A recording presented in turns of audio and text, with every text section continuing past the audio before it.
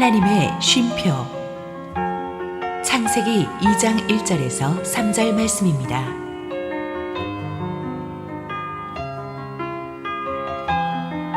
천지와 만물이 다 이루어지니라. 하나님이 그가 하시던 일을 일곱째 날에 마치시니 그가 하시던 모든 일을 그치고 일곱째 날에 안식하시니라.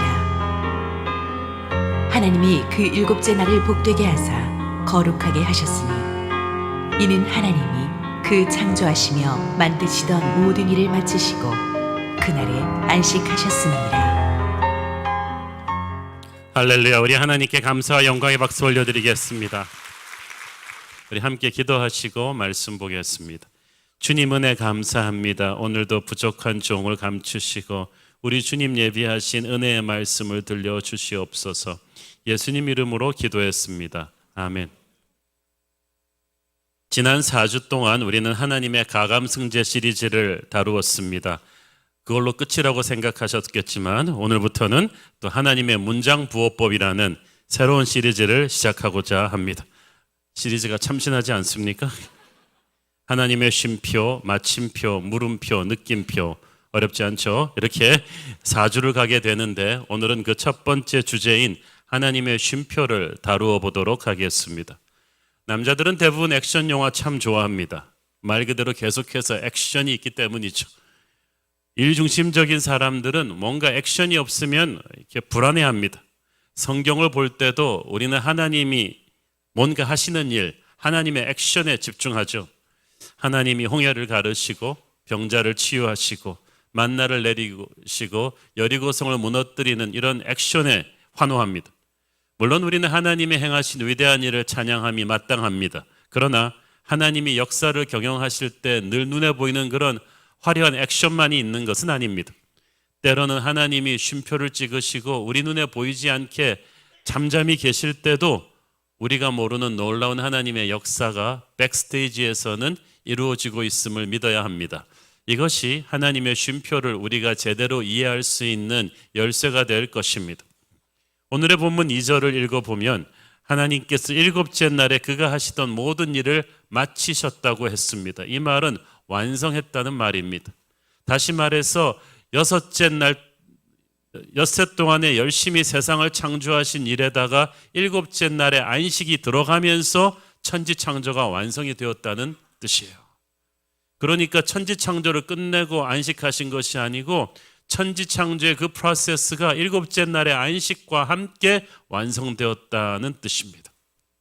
우리가 책을 볼 때 띄어쓰기가 굉장히 중요합니다.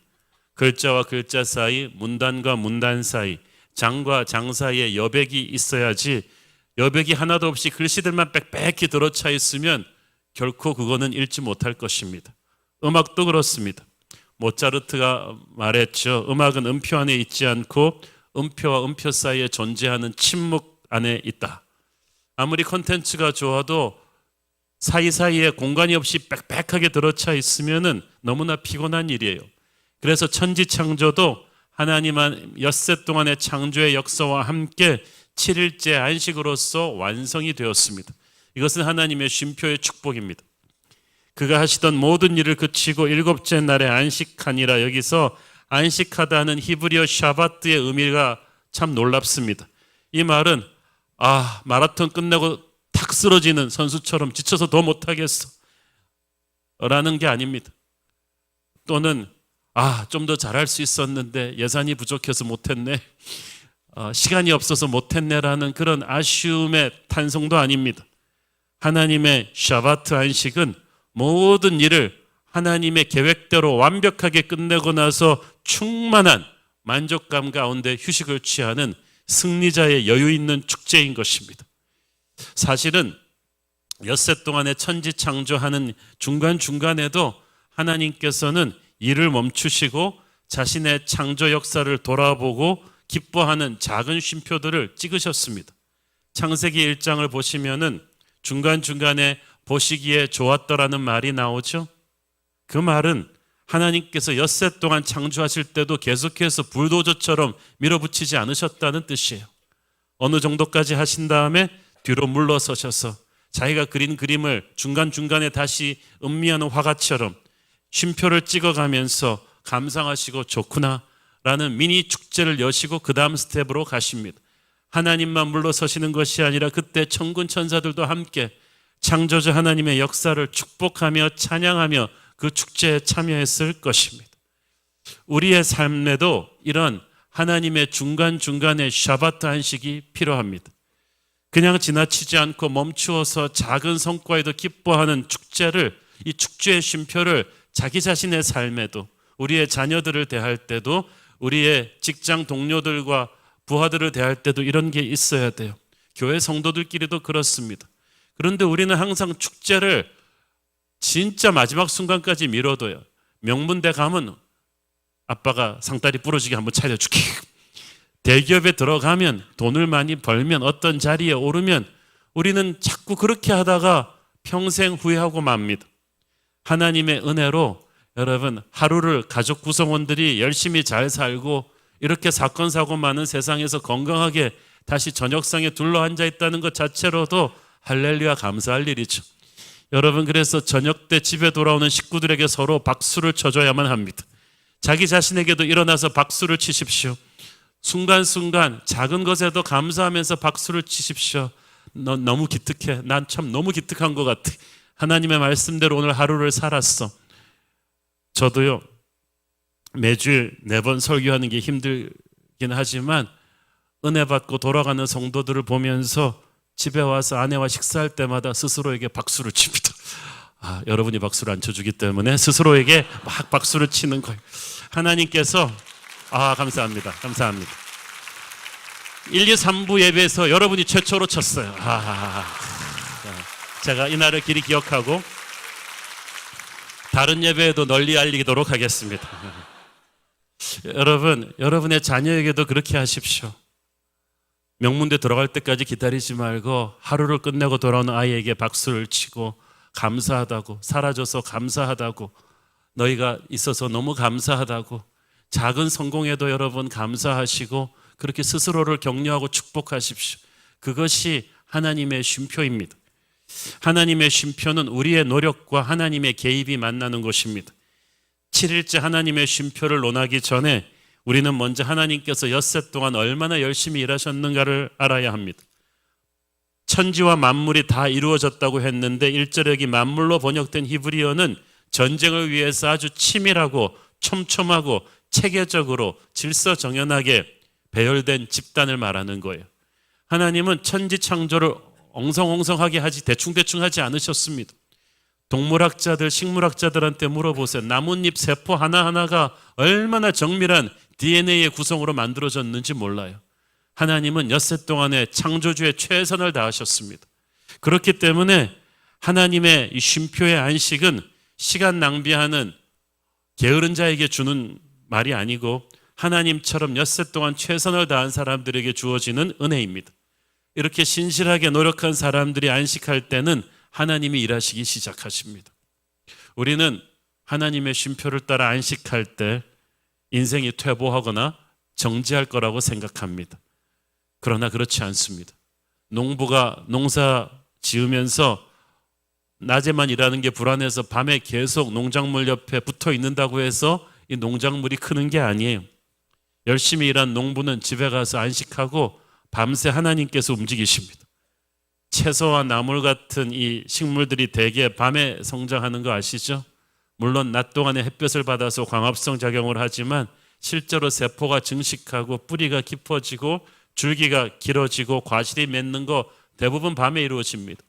아이들도 잘 먹이는 것도 중요하지만 충분히 재워야지 커요.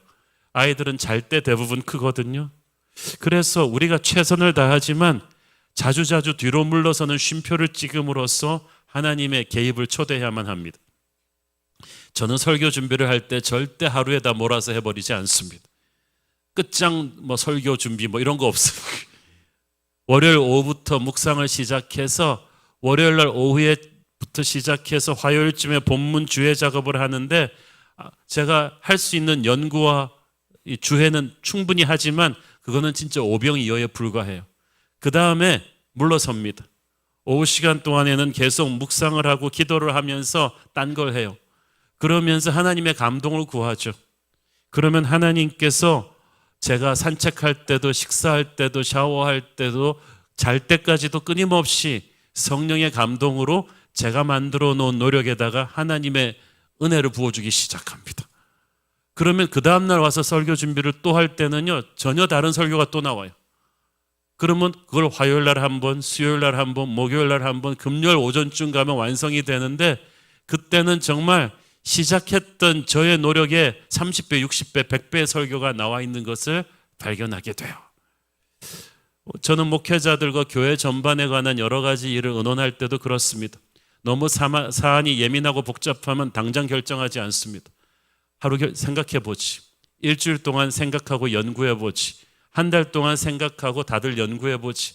그러면 각자 기도하고 연구하고 생각하고 대화하는 동안에 우리가 처음 우리 힘으로만 끙끙댈 때 안 되던 것들을 성령께서 중간에 많이 채워주세요.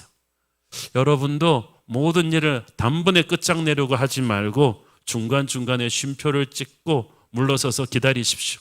기도하면서 하나님의 지혜와 개입을 구하십시오. 주님께서 나의 멍에는 쉽고 가볍다고 하셨는데, 그것은 성령께서 개입할 공간을 우리의 작업 속에 계속해서 만들어드리는 것입니다. 이렇게 하나님이 쉼표를 찍으실 때 우리는 멈추지만 하나님은 어쩌면 그때 가장 힘차게 일하실지도 모르겠습니다. 넘실거리는 홍해바다 앞에서 비명을 지르며 우왕좌왕하던 이스라엘 백성들을 생각해 보십시오. 하나님께서 그때 모세를 통해 말씀하셨습니다. 두려워하지 말고 너희는 가만히 있어. 여호와께서 오늘 너희를 위하여 행하시는 구원을 보라. 주가 하나님 됨을 알지어다. 여기서 가만히 있으라는 말은 인간적인 노력 전혀 하지 말라는 말이 아니에요. 하나님의 말씀에 근거한 노력은 해야 돼요. 홍해 앞바다까지는 걸어와야죠. 그러나 하나님의 말씀에 근거한 액션이 아닌 두려움과 불안감에 가득 차가지고 사람들 말 듣고 막 패닉하면서 말하고 행동하는, 그거는 다 스톱하라는 거예요. 그것을 스톱해야 하나님이 움직이십니다. 일단 입을 침묵하라고 하세요. 패닉 상태에서 하는 말 중에서 뭐 쓸만한 말이 별로 없어요. 우리가 하나님의 음성을 듣지 못하는 것은 하나님이 음성이 들리지 않아서인데, 그거는 우리가 음성을 들을 만큼 조용히 하지 않아서 그래요. 가만히 있으라는 말은 경솔하게 막 움직이지 말라는 거예요. 어설프게 이것저것 들쑤시다가 문제가 더 악화돼요. 지금 이 상황에서 이스라엘이 할 수 있는 게 뭐가 있습니까? 가서 뭐 이집트 기마대한테 가서 살려달라고 빕니까? 아니면 막대기라도 들고 한번 육탄전 해봅니까? 둘 다 죽음을 자초하는 일이죠. 그러면 뭐 어떻게 뗏목이라도 만들어서 배라도 만들어서 띄웁니까? 그 또한 죽음을 자초하는 아무 소용없는 일이죠. 절망의 극에 달았을 때는 엎드려 기도하는 수밖에 없습니다. 그것이 아무것도 안 하는 것 같지만 가장 위대한 일을 하고 있는 거예요. 하늘문을 여는 거거든요. 그때 하나님의 임재가 우리 가운데 임하고 우리 안에 두려움과 불안감이 사라지고 평안함과 담대함이 채우기 시작합니다. 그때부터 하나님께 대한 기대감이 막 자라요. 아까 서두에서도 말씀드렸듯이 책에도 글자와 글자 사이에 공백이 필요하고 음악에도 음표 사이에 여백이 필요한데, 현대인들은 아침부터 저녁까지 너무 빽빽하고 바쁜 인생을 살아요. 하나님이 허락하신 쉼표를 자기가 다 제거해버려요. 그러다 보니까 우리나라 직장인들이 과로사와 스트레스로 인한 사망률이 40대 사망률이 세계 1, 2위를 다투잖아요. 이렇게 정신없이 쉼표 없이 몰아붙이는 삶을 우리는 지금 우리 아이들한테도 물려주고 있어요. 우리나라 애들이 지금 큰일 났어요. 어지간한 서울 강남 아이들, 여러분 강남 분들이구나. 여러분들의 자녀들이 학교 공부 외에도 기본적으로 10개에서 15개 이상의 학원 공부를 하고 있다고 합니다. 저는 학원이 그렇게 다양한 줄 처음 알았어요. 미술학원, 조기, 영어 교육, 피아노 학원, 태권도 학원, 논술 학원, 그리고 국영수, 이건 기본이고. 그러면 아이들이 밤 10시, 11시에 누렇게 뜬 얼굴로 집에 오면은 부모들이 하는 말은 씻고 공부해라. 그리고 또 말합니다. 이게 다 널 위한 거야. 여러분, 하나님께서 인간을 만드실 때요, 기본적으로 하루에 7시간을 자고 그리고 자라면서 계속 운동을 해서 그 호르몬을 계속 밖으로 표출하게 하고, 그렇게 웃고 울고 떠들고 자연을 벗삼아 거닐게 하면서 인간의 지정의를 형성시켜가고 감성과 영성과 체력을 갖다가 밸런스 있게 키워가는 건데, 지금 우리가 그 하나님의 쉼표를 다 깨버렸어요.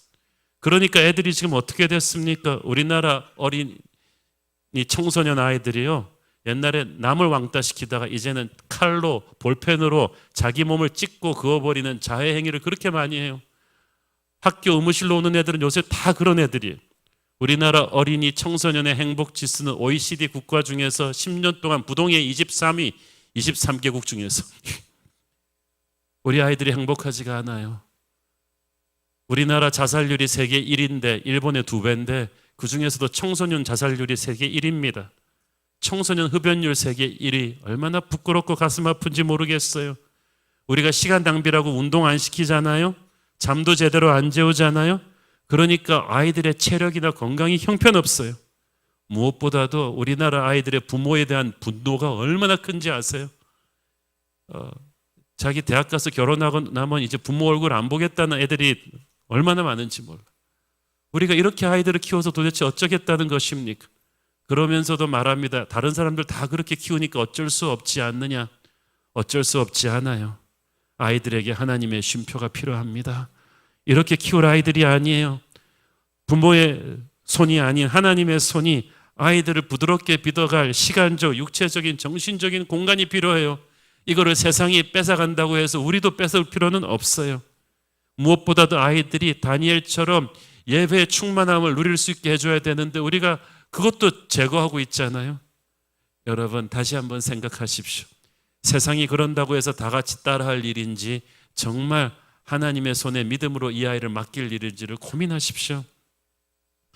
언제부터인가 스피드와 효율성이라는 이유로 우리는 너무나 많은 소중한 것들을 막 제끼면서 살아왔어요. 그래서 우리가 빨리 잘 살게 되었다고는 하지만 우리네 삶이 너무나 황폐해졌습니다.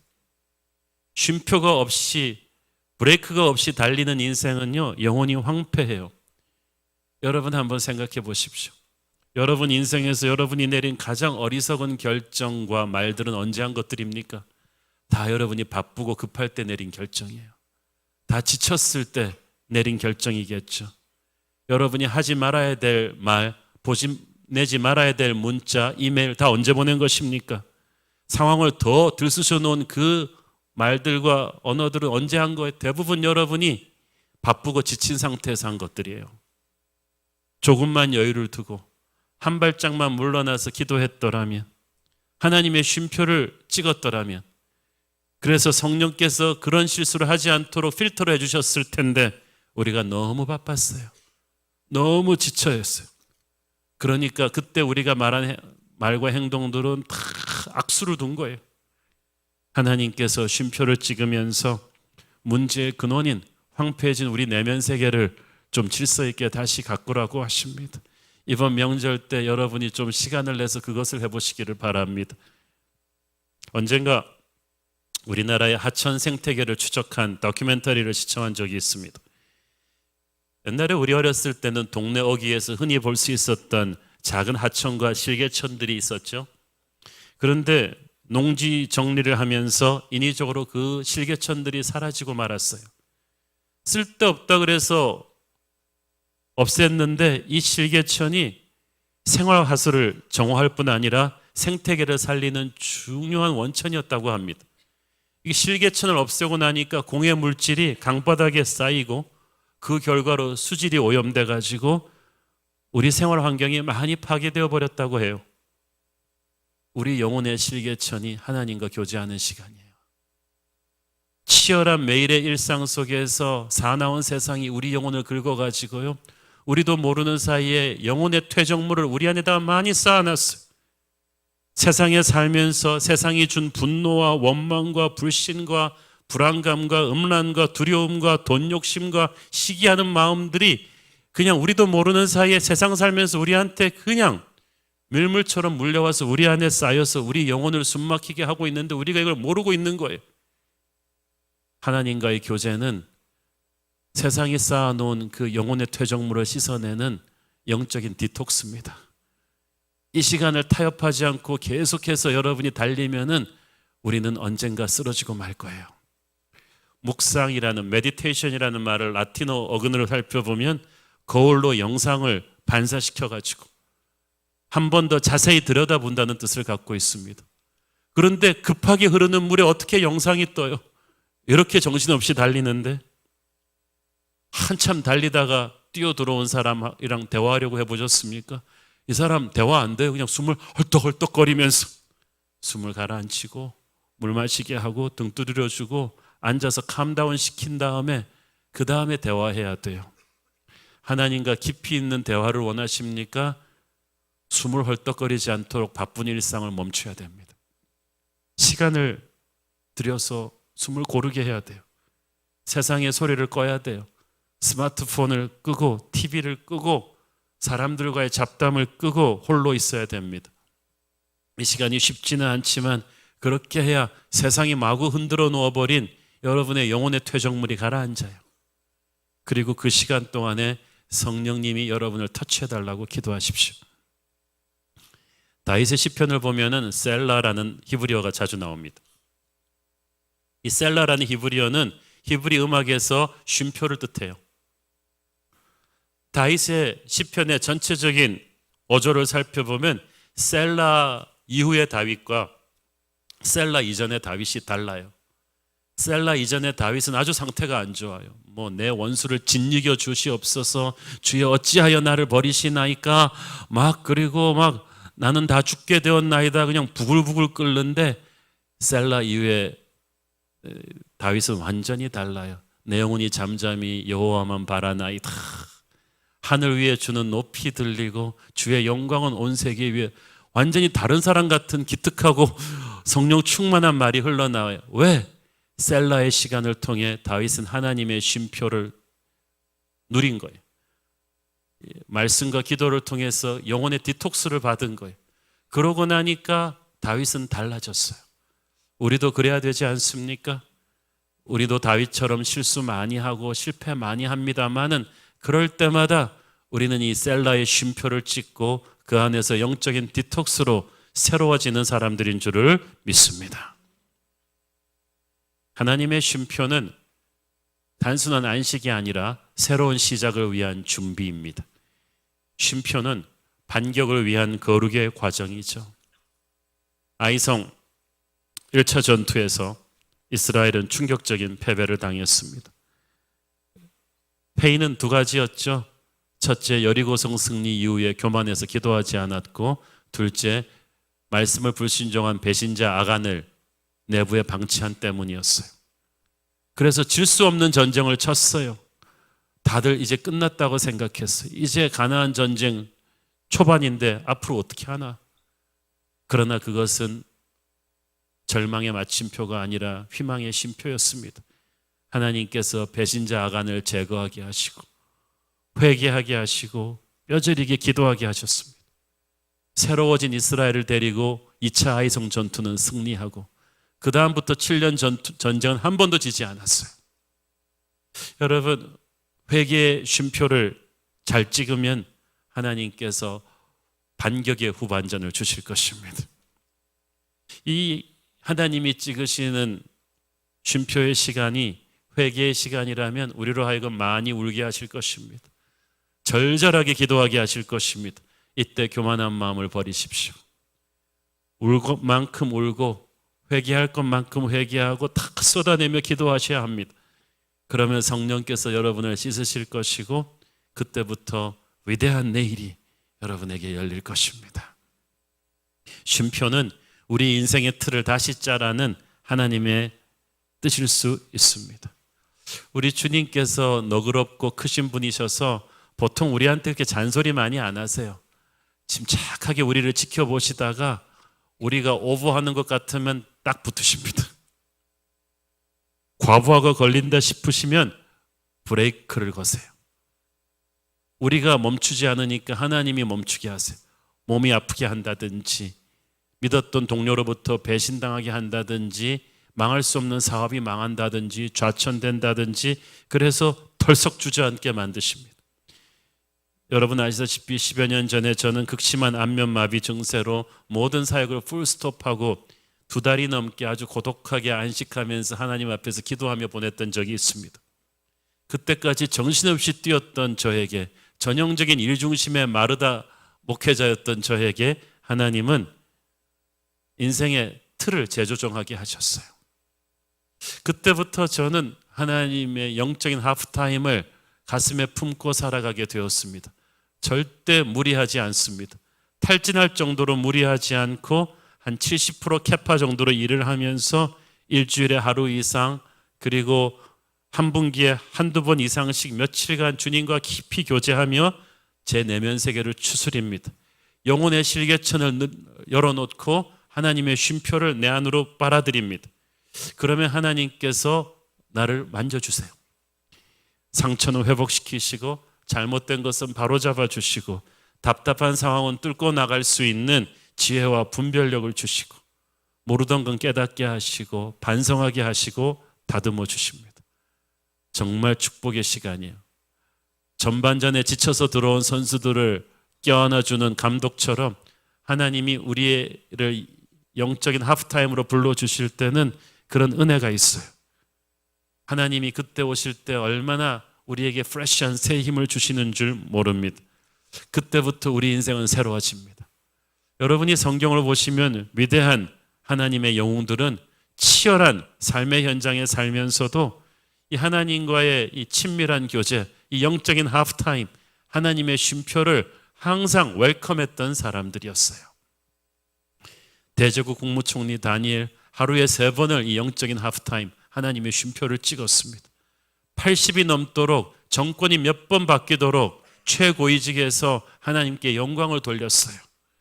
다윗 왕도 왕이었지만 자기는 오히려 하나님의 전에 문지기로 하루 있는 것이 더 행복하겠다고 하나님께 기도했던 이 영적인 하프타임을 사랑했던 사람이었습니다. 예수님도 그 많은 사역을 하셨지만 새벽 미명 이른 시간에 하나님의 임재를 깊이 갈망했던 분이었어요. 여러분이 이 영적인 하프타임을 늘 가슴에 품고 산다면 세상이 아무리 폭풍처럼 여러분을 흔들어도 여러분의 내면 세계가 강인해질 것입니다. 모든 일에 승리하게 될 것입니다. 하나님의 쉼표는 단순한 안식이 아닙니다. 어떨 때는 참 고통스러운 시간일 수도 있어요. 우리의 꿈이 미루어지는 시간일 수도 있습니다. 약속의 땅을 정탐하고 돌아온 갈렙에게는 꿈이 있었어요. 거위의 꿈이 아니라 갈렙의 꿈이 있었어요. 난 꿈이 있어요. 약속의 땅을 정복하겠다는 꿈이었어요. 무서운 안악 자손들이 있지만 그들은 우리의 밥이니 하나님이 함께 하시면 우리는 반드시 이길 수 있습니다. 갈렙은 동족들한테 그렇게 자기의 꿈을 나누면 모두가 불같이 일어나서 그 꿈에 동참할 줄 알았어요. 그런데 웬걸 갈렙의 꿈은 다른 부정적인 10명의 정탐꾼들의 언어에 막혀버렸어요. 그 땅은 좋은데 안악 자손들한테 비하면 우리는 메뚜기 떼와 같아서 턱도 없습니다. 이 부정적인 말에 200만 이스라엘 백성들이 다 쓰러져 버렸어요. 선동되었어요. 약속의 땅에 못 가겠다고 울부짖었어요. 진노하신 하나님께서 갈렙의 꿈이 깨지게 하셨습니다. 2달이면 들어갈 수 있는 약속의 땅이 38년 뒤로 그 진입이 미루어졌어요. 광야에서 갈렙은 동료들이 한 명씩 죽어가는 것을 38년 동안 보면서 자기의 꿈도 끝났다고 생각했을 수도 있습니다. 그런데 갈렙은 이 시간을 하나님의 맞춤표가 아닌 쉼표로 받아들였어요. 내 꿈은 죽은 것이 아니라 잠시 뒤로 미뤄진 것뿐이야.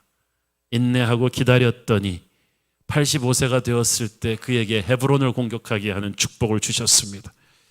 하나님은 갈렙의 인생이 마침표가 아니라 쉼표라고 하셨어요. 조금 미뤄지는 것뿐이지 너의 꿈은 죽지 않았다고 하십니다. 갈렙은 그냥 오래 산 노인이 아닙니다. 절망의 마침표를 하나님의 쉼표로 바꾸어 버린 사람이죠. 이런 믿음의 사람이 찍는 인생 캘린더는 세상이 찍는 마침표가 아니라 하나님이 찍는 희망의 쉼표로 가득합니다.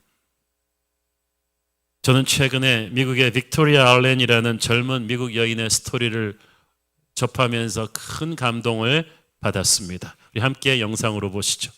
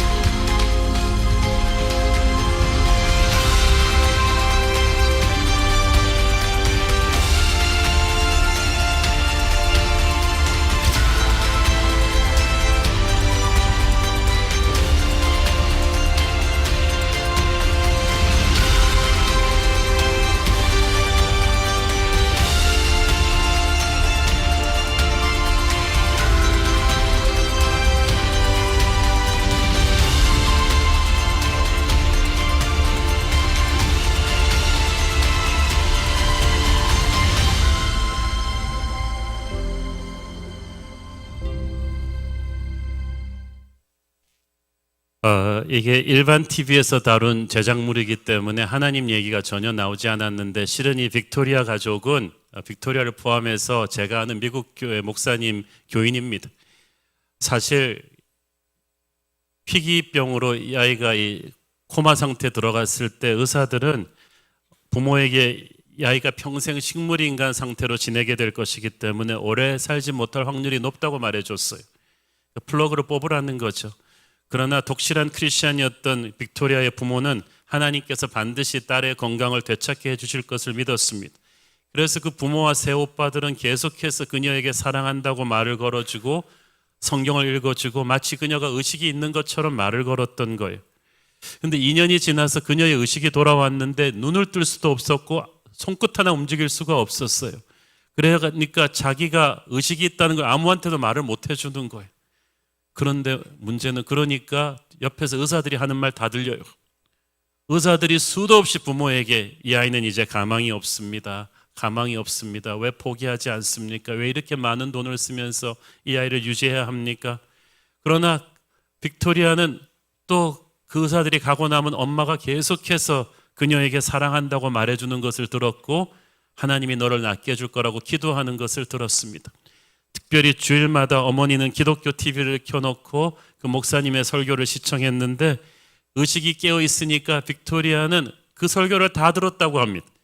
특히 그 목사님은 너무나 파워풀한 믿음의 설교자였기 때문에 하나님은 우리의 치유자가 되시고 우리의 아픔도 우리를 축복하는 도구가 될 수 있다고 설교하셨어요. 고난이 오히려 축복으로 갈 수 있는 길이 될 수도 있다는 설교를 1년 내내 계속했는데 빅토리아는 눈도 못 뜨면서 속으로 아멘, 아멘을 외치면서 그 말씀을 붙잡았다고 합니다.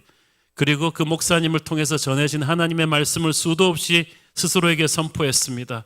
그래, 나는 의사들의 부정적인 말을 믿지 않을 거야. 내 인생의 스토리는 이렇게 끝나지 않아. 나는 이렇게 무너지지 않아. 하나님의 때가 되면 하나님의 능력으로 내 인생의 후반전이 시작될 거야. 내가 죽지 않고 살아서 하나님의 영광을 선포할 거야. 그리고 기도했어요. 하나님, 내가 눈이라도 좀 떠서 가족들에게 내 의식이 있다는 것을 보여주게 해주세요. 그렇게 1년 만에 눈을 뜬 것입니다. 그리고 기나긴 회복의 여정이 시작되었어요.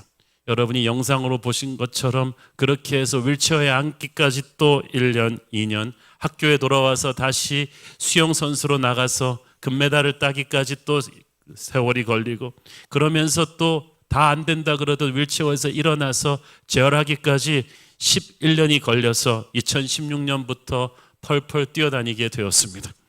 그렇게 10년 만에 기적같이 회복된 빅토리아 알렌은 21살의 나이로 미국 ESPN의 아나운서가 되었고, 뛰어난 외모와 순발력 있는 진행 솜씨로 여배우, 아나운서, 모델로 또 수많은 사람들에게 복음을 전하는 인생을 살고 있습니다. 여러분, 사람들은 다 그녀의 인생이 끝났다고 말했습니다. 의식밖에 없는 속에서 의사들의 그 잔인한 말을 들었을 때 이 아이는 이제 끝입니다. 의학적으로 불가능한 병입니다 라고 하는 말을 수없이 들었지만 빅토리아와 가족은 그 말을 믿지 않고 하나님의 말씀을 믿었습니다.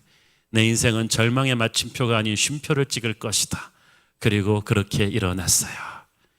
사랑하는 여러분, 여러분 중에 지금 쉼표의 시간이 어둠 속에서 보내져야 하는 고통에 있는 분들이 계십니다. 희망을 잃지 마십시오. 잠언에 보면 소망이 더디 이루어지면 마음이 상한다고 했죠. 정말 생각했던 것보다 고난의 시간이 지금 좀 오래 가고 있습니까? 이 힘든 상황을 잘 이해할 수가 없습니까? 기도가 응답되지 않는 시간이 너무 길어질 때 우리는 몸도 마음도 지치게 됩니다. 괜히 서럽고 하나님이 원망스럽고 기도도 힘을 잃는데 이때부터 여러분의 믿음이 필요한 때입니다. 믿음의 선한 싸움을 싸운다는 것은 이 마지막 스테이지라도 소망을 잃지 않는 것입니다. 고난의 시간이 길어질수록 마음을 다잡아야만 합니다. 약속의 말씀을 붙잡고 그 누가 뭐라 해도 흔들리지 마십시오. 사람들은 빅토리아의 의사들처럼 함부로 말하겠죠. 아니, 전문성에 의지해서 말하겠죠. 상식에 의지해서, 경험에 의지해서 넌 끝났어 라고 말할 것입니다. 그러나 그 마침표를 받아들이지 마십시오. 천만에 이건 마침표가 아니야. 이건 한 박자 쉬어가는 것뿐이야. 이제부터 시작이야. 하나님의 쉼표를 선포하십시오. 여러분도 일어날 것입니다. 하나님의 쉼표는 아직 게임이 끝나지 않았다는 뜻이고 하나님이 예비하신 후반전이 있다는 뜻입니다. 그러므로 전반전 스코어를 보고 절망하지 마십시오. 회당장 야이로의 딸을 보고 사람들은 죽었다고 했지만 예수님은 이 아이는 죽은 것이 아니라 자는 것이라고 하셨습니다. 너희들 함부로 절망에 마침표를 찍지 마라. 내가 이 아이의 인생에 이제 쉼표를 시작할 거야. 이제부터 메인 게임은 시작인데 무슨 소리를 하는 거야. 십자가는 주님의 가장 위대한 쉼표였습니다. 예수님을 십자가에 못 박혀 돌아가시게 해놓고 세상 권세자들과 마귀는 자기들이 이겼다고 생각하며 마침표를 찍고 잔치를 벌였을 것입니다. 예수님의 제자들도 이제 다 끝났다고 생각하며 절망의 마침표를 찍고 돌아갔을 것입니다. 그러나 예수님은 사망 권세 이기시고 사흘 만에 부활하셨어요. 저 단단한 돌무덤도 종교 지도자들의 음모도 로마의 창칼도 결코 주님의 부활을 막지 못했습니다.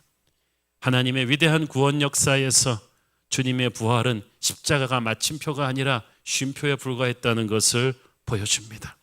그것도 그냥 쉼표가 아니라 온 인류를 죄에서 구원하는 위대한 후반전으로 가는 기폭점이 된 쉼표였습니다. 우리는 그 십자가의 승리를 가슴에 품고 사는 존재들인 줄 믿습니다. 살면서 그 어떤 죽음 같은 절망이 온다 할지라도 우리는 그것을 마침표로 보지 않고 하나님의 쉼표로 봅니다.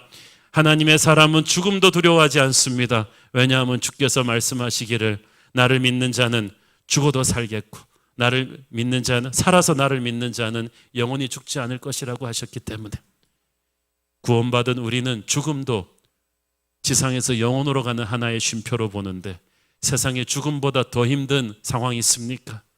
이 땅에 살면서 그 어떤 상황이 저와 여러분을 절망케 할 수 없습니다. 두려워하지 마십시오. 이제부터 시작입니다. 세상이 찍어버린 절망의 마침표를 믿음으로써 하나님의 쉼표로 바꾸는 저와 여러분 되기를 축원합니다. 기도하겠습니다. 주님 은혜 감사합니다. 오늘 주님의 은혜가 임할 때 절망의 마침표도 새로운 시작의 쉼표로 바뀔 수 있음을 믿고 선포합니다. 우리도 그렇게 되게 하옵소서. 예수님 이름으로 기도했습니다. 아멘.